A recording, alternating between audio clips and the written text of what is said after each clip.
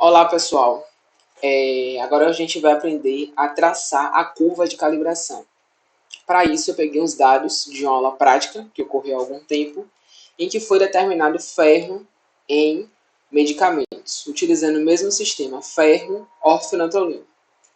Então, essa curva de calibração ela foi preparada com 7 pontos, com a concentração variando entre 0 e 5 mg por litro, e os valores de absorvância variaram entre 0,09 e 0,993.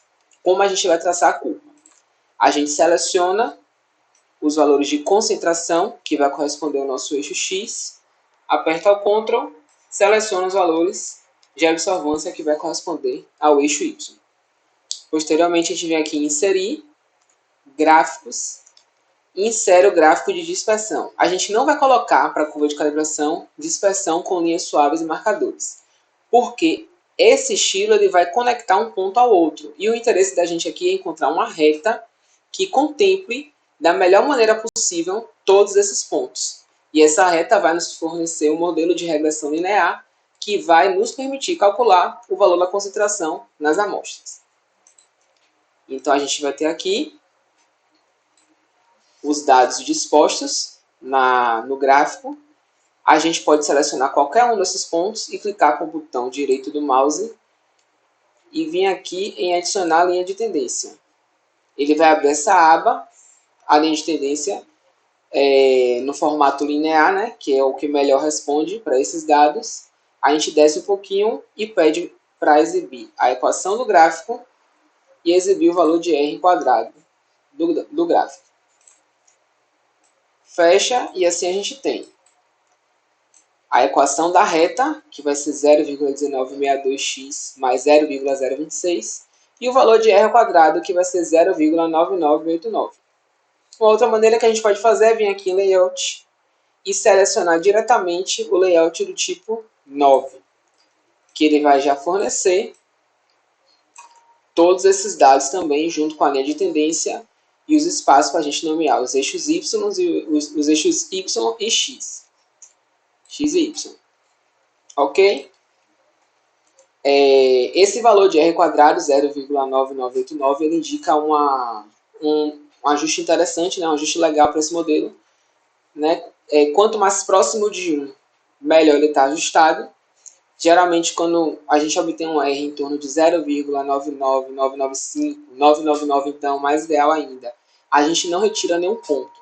Mas caso eles venham eventualmente a ter um valor um pouco mais baixo, em torno de 0,99 para baixo, geralmente a gente vai pelo bom senso retirando um ou outro ponto de maneira a melhorar este modelo.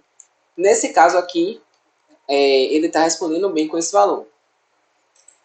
Para o cálculo de precisão, nessa situação a gente utilizou um ponto da curva, que foi o ponto 4, correspondente a 3 mg por litro na concentração. A gente replicou ele 10 vezes e obteve os valores de absorvância entre 0,621 e 0,622. O que é que a gente vai fazer? A gente vai calcular a média, o desvio padrão, que vai ser o amostral, e o coeficiente de variação percentual. A gente vem aqui, pode colocar o igual para escrever o comando matemático, né? O Excel, naturalmente, ele vai dar a sugestão. A gente clica em média, abre os parênteses, seleciona o intervalo que a gente quer, aquele dado, fecha e dá o Enter. Então, a gente tem um valor médio para essas absorvâncias. Posteriormente, o desvio padrão. A gente vai fazer o mesmo procedimento, igual. Agora, a gente escreve desvio e ele vai dar as sugestões. Esse desvio padrão que a gente calcula é o amostral. A gente vem aqui, seleciona e abrange o intervalo que a gente quer aquele dado. Aqui vocês tomem cuidado para não confundir e acabar adicionando a média. Eu só estou interessado aqui nos meus pontos que foram replicados. Fecho parêntese e tem o valor do desvio padrão. E por último, o coeficiente de variação, que vai ser, como tem lá no slide, o valor médio, o desvio padrão, dividido pelo valor médio e multiplicado por 100. Coeficiente de variação no valor de 0,08%. E assim a gente estabelece o nosso parâmetro de precisão. Agora, vamos para o limite de detecção e limite de quantificação. O limite de detecção, que vai ser a menor concentração que pode ser detectada, mas não necessariamente quantificada, segurando o parâmetro de precisão e exatidão.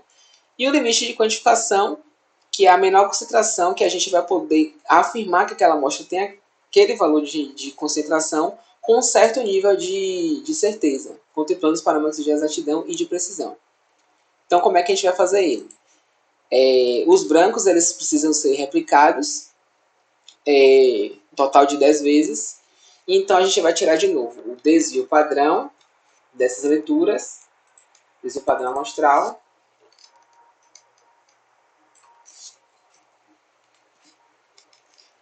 e para o cálculo do limite de detecção, a gente utiliza a fórmula 3,3, que multiplica o valor do desvio padrão obtido dividido pelo coeficiente angular da curva, que foi 0,1962.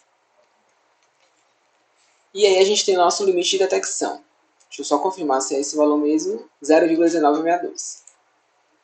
Para o cálculo de limite de quantificação, a gente vai ter essa mesma divisão. Entretanto, eu vou fazer esse valor multiplicado por 10. Então, vai ser 10 multiplicado pela razão entre o desvio padrão e o valor do meu coeficiente angular.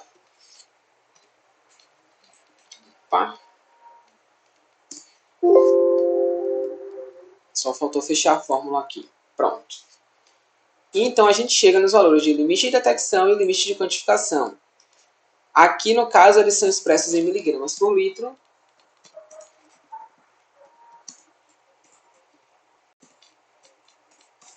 Que esses dados possuem relação direta com os valores da curva.